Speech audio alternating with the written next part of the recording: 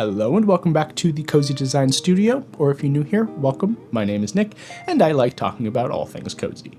Today we're going to be taking a look at my top 10 cozy game recommendations from this year. Now, I'm pretty sure all these released this year, however, it is very possible one or two of them were already out in early access and just left early access this year. Either way, I definitely added them to my library this year, so as far as my awareness is concerned, they all released this year.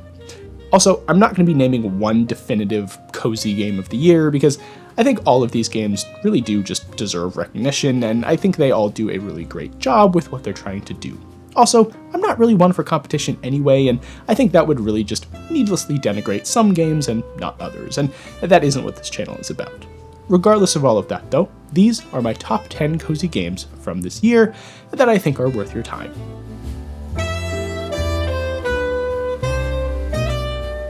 FlyKnight is a Kingsfield-like with old-school RuneScape aesthetics, but while it may not meet the mainstream idea of a cozy game, it certainly does meet my personal bar. There's something just uniquely cozy about Kingsfield-inspired games to me.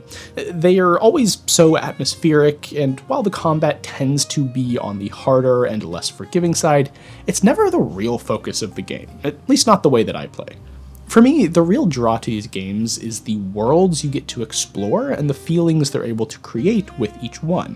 And for that, I really think FlyKnight stands out. The different sections of this game are all so well made and all have their own unique, while still cohesive environmental feels to them. And while it's not a main focus for me, the combat is quite in-depth with dismemberment and various weapons you can use in different ways to beat the enemies that you encounter. The combat never feels like you're just clicking a button to attack. You do actually have to think about your placement, the enemy's placement, and how might be best to defeat them. Plus, all the cosmetics are just so compelling and unique. And when you add to all of that the charm that just oozes from every pore of this game, you have one of the most approachable and aesthetically appealing Kingsfield-likes I've personally ever seen. These kinds of games tend to lean more into the charm of the game's origins with chunky PS2 graphics and very low resolution, kind of dirty looking textures. And while I love that, this more low poly, cel shaded look I think separates this game from the others in the genre in a really compelling way. It's suitably modern feeling, and I think it plays to the preferences of a modern audience while not losing the charm that comes with older video game graphics. Something this game captures really exceptionally in my mind is the unique way that video games stand the test of time. Like, yes, older games are hard to play for a lot of people for a lot of reasons. However, while that's certainly true, I think older video games are still far more approachable than something like really old TV, movies, or even books. And I think FlyKnight does a great job taking advantage of that strength to make a really fun experience, which is still approachable to gamers who maybe didn't grow up with the classics of gaming. Ultimately, I think FlyKnight is very much worth your time if you're even a little bit into Kingsfield/Souls games, but you want a bit more of a cozy feeling that maybe you don't get from those titles. But now with that, let's move on to our next game.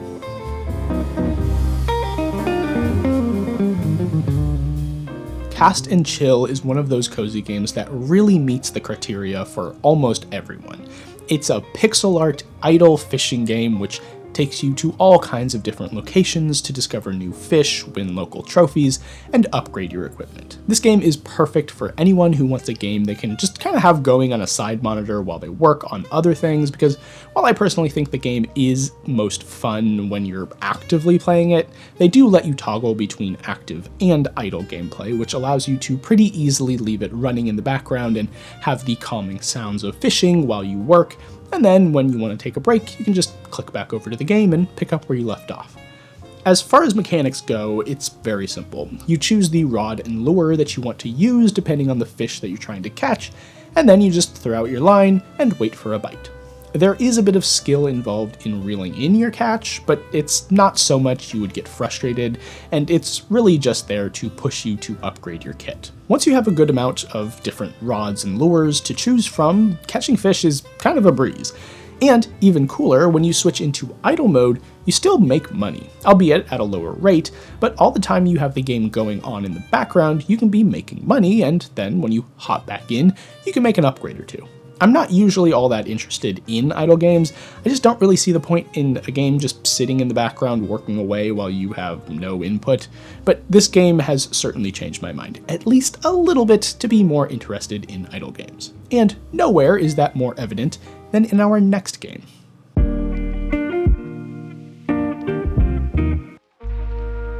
Tower Wizard is a magic tower management idle roguelike. Now, that's a lot of keywords, so let's just take a look. The main mechanic in the game centers around managing upgrades to the various segments of your magic tower. So you're doing things like adding helper sprites to autonomously complete tasks, and you're allocating different resources in the hopes of increasing your overall production rate. Then, after you kind of reach a stalemate where your production of the different resources isn't increasing at an appreciable rate, you then pull the plug and end the round, which awards you a certain amount of skill points that you can put into attributes which carry over to the next round to enable you to produce resources at a far higher rate than you could before, and thus get further in the progression loop. Now, on the surface, that doesn't sound all that interesting, at least it didn't to me, and I think if it were simply numbers on a spreadsheet, it wouldn't be. However, the framing device of having it be a magic tower and doing things like building a magic academy and raising a dragon really makes it hold your attention much better than if it were, in fact, just a spreadsheet. But on top of that, it's just really satisfying to see the numbers go up at an alarming rate. And the positive feedback of going from, at one point, struggling to even reach the high thousands, to then effortlessly hitting millions and trillions, is, for some people, unbeatable. If you're the kind of gamer who really loves that kind of number go up progression, I think this game will really speak to you. And if you're not usually into that kind of game, like myself, I think you'll still find something to like here as well. Tower Wizard serves as a really solid stepping on point for getting into the resource management game genre. It's very approachable and very forgiving. You're never punished for making what might be considered to be the wrong choice. As with any roguelike, you can always just try again and do it differently next time. So if you're looking for a really solid resource management game with great aesthetics and interesting mechanics, look no further than Tower Wizard. And now, with that, let's move on to our next game, with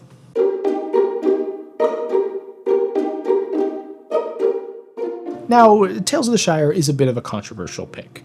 I know there are a lot of people out there who would vehemently disagree with me on this, and you know what? That's fair. I know for a lot of people this really wasn't the cozy Hobbit game that they were looking for. However, I personally can't get enough, so let's check it out. Tales of the Shire is the much-anticipated debut cozy game from the new gaming branch of the VFX studio behind the Peter Jackson Lord of the Rings movies, Weta Workshop. And while some said they know nothing about video games and this is their first game, there's no way they're going to make a good game, I knew right from the beginning this was going to be great, and I stand by that. Tales of the Shire basically takes the mechanics from two of the biggest names in cozy gaming, Stardew Valley and Animal Crossing, and just kind of smushes them together, taking what works best from each game and combining it in one Hobbit-sized package. Now, I'm not going to be able to cover every single little thing in this video, so if you're interested in my deeper thoughts on the game, go check out the dedicated video that I did covering it right here. But as a bit of a brief overview, the main crux of the game is fostering relationships with the hobbits around town, working with them to bring the town to prominence, and decorating your hobbit hole to make it the most cozy little space you can imagine. If you're someone who really loves the Hobbit aesthetic and you just really want to live in that idyllic, worry-free world of the Shire, and you're someone who likes games like Stardew Valley and Animal Crossing, this game is really going to scratch an itch. I think it takes more after Stardew than Animal Crossing, with its day-night cycle management, gardening, and socialization, but there are elements from both approaches to these kinds of cozy lifestyle simulation games. Ultimately, if cozy Hobbit Stardew sounds at all up your alley, I think you will really enjoy the game. One thing I will say is to just go in consciously leaving your lore expectations at the door. There are a few name drops and hints at a wider universe, but it's really mostly focused on the community itself and not the wider world of Middle-earth. So just go in for what it is, a cozy, chill, low-stakes look at the Shire, and enjoy it for that. But now, let's move on to the next game on our list, with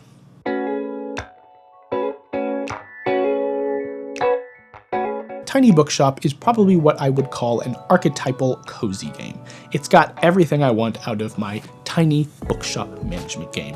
Beautiful art, human stories, real books to sell, and idyllic seaside town vibes. What more could you ask for? The main mechanic you're focused on is selling books. You go from location to location, selling different books to different populations, and tailoring your stock and decor to those populations. So before the start of every day, you pick the books that you're going to stock and what location you're going to visit, and then you set up shop and start selling. As you play through the game, you start to meet different town members, and they all have different small quests for you to complete, and if you do, you get different rewards, like a new place to sell books, or some new decor items, or even a box of old books they had kicking around. This game does such a great job of turning book selling into a game. The shelf stocking mechanic is satisfying and adds just the right amount of strategy to the game, and the decoration makes for a wonderful mix of personal aesthetic and strategic planning. Each decor item has a different effect on the purchase rate of different genres, so if you're going somewhere that sells classics particularly well, you might want to put out some candles and a typewriter so you can get a bit of a boost to those books and make even more than you would have. Overall, I'm very impressed with Tiny Bookshop. It could have easily been just another indie game that has one or two cool mechanics, but ultimately doesn't do much with them. But instead, they actually managed to flesh out each mechanic and really give the game a rhythm and a routine, which keeps you coming back to see what will happen next, and I really appreciate that about it. It's just the right amount of strategy and planning while not feeling stressful or overwhelming. All in all, it's just a really solid cozy game, and I can't recommend it higher.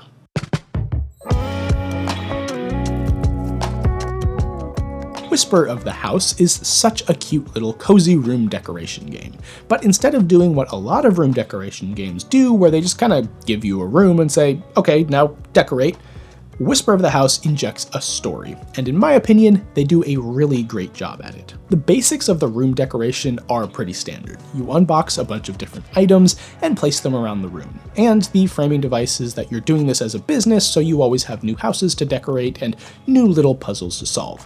And I think this really helps prevent the game from feeling a bit aimless. A lot of room decoration games struggle with this. While I might be self-motivated enough every once in a while to decorate one little room, I'm not always there, so adding a story and some guide rails really helps break you out of that space where you want to engage with the mechanics, but you just don't really know what you want to do or where to start, and so you just don't start playing at all.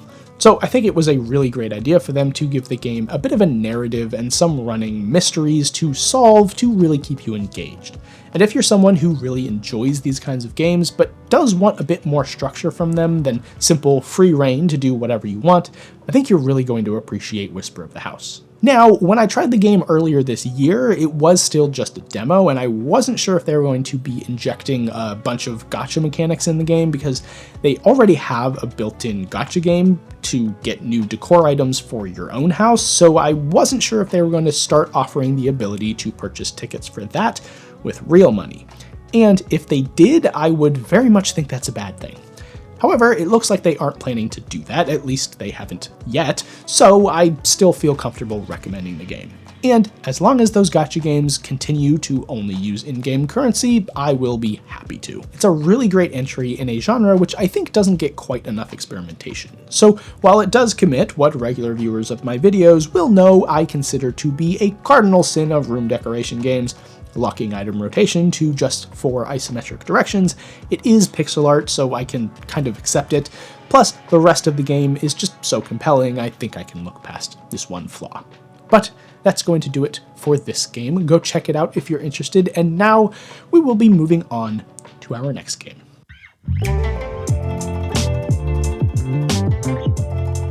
Last Time I Saw You is an atmospheric adventure game set in 1980s Japan.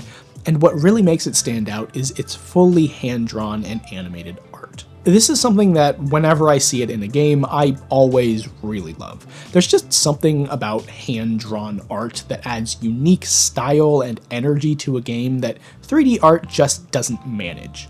Maybe it's the tactility of the medium or the time that it takes to produce. Whatever it is, it's always something I really appreciate seeing in games, and this game is a particularly good example of just that. But don't get me wrong, the game doesn't just hang on its art. The story is also incredibly personal and engaging. It might be best described as a supernatural coming-of-age story about the modernization of Japan and the ways that conflicts with the traditional ways of life. I'm not usually one to get super hooked on games from story alone, but the fact that the mechanical complexity here isn't all that high, and yet I was still able to be absolutely gripped, really speaks for the appeal of this game from a narrative standpoint. Like I said, the mechanics aren't all that complex. You're mostly walking around trying to solve puzzles by talking to different people or mysterious creatures, and collecting different objects you can use to solve those puzzles. There is some very light combat, but Silksong, this game is not. But I honestly think that's a strength. It allows you to really take in the narrative and focus on the characters and their journey more than optimizing resources or getting good. If you're someone who really loves great video game stories and you're very much into that 1980s Japanese vibe, you're going to absolutely love this game. And even if you're not really that kind of person, I would still highly recommend you check this game out. It will be well worth your time.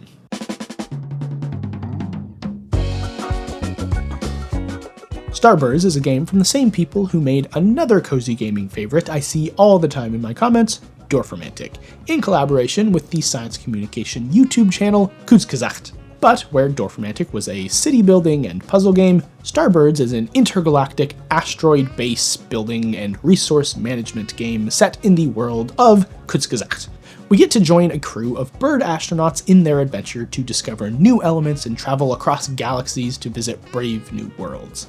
Now, while the title of base building resource management might scare you off, I promise you, you have nothing to worry about. This game does a phenomenal job introducing base building and resource management mechanics in a way that is accessible to newcomers, but is still fun and engaging for genre veterans. Now, is this Anno?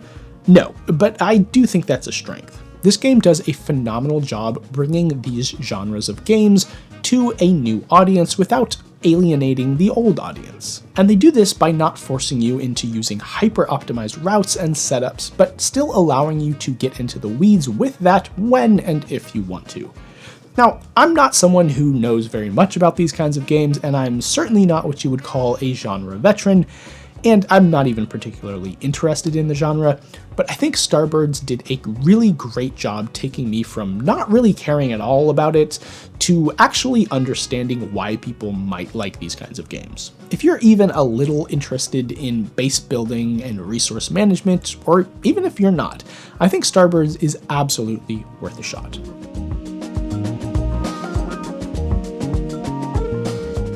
Isla, a Frosty Glide is what I would call a modern 3D collectathon, but with more of a witchy vibe.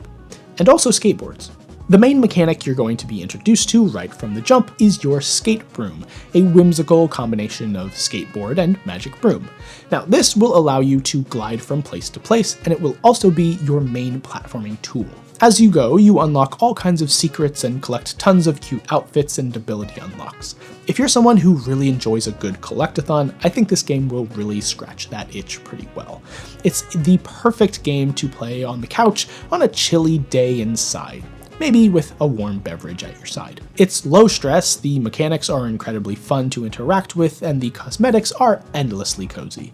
The world is one of the most gorgeous winter wonderland vibes I've seen, full of fun characters, great environmental puzzles, and hidden secrets. Isla is the perfect game to scratch that open world exploration itch for those of us cozy gamers who just can't get enough of the witchy vibes. While the puzzles and platforming might not be the most complex and the game doesn't outstay its welcome, it's an incredibly tight and well-rounded experience. If you're into this kind of game and you've been looking for something new to try, I would highly recommend you give Isla, a Frosty Glide a shot. I really doubt that you'll regret it. And now with that, we'll move on to our last game.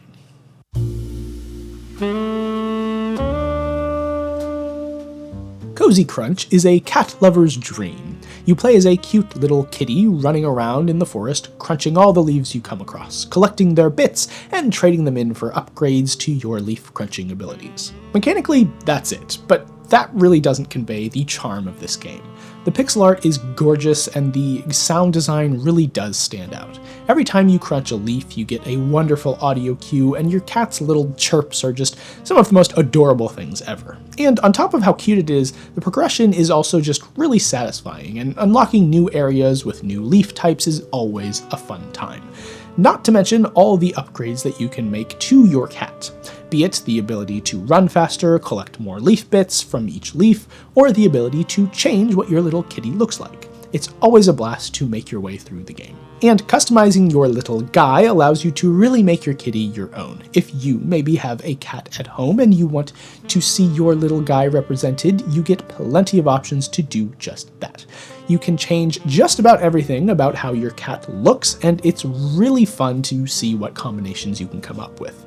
Ultimately, it's just a really solid little indie game. It's not the most complex thing in the world, but I do think the constantly increasing number of unlocks and upgrades really does a good job keeping you coming back.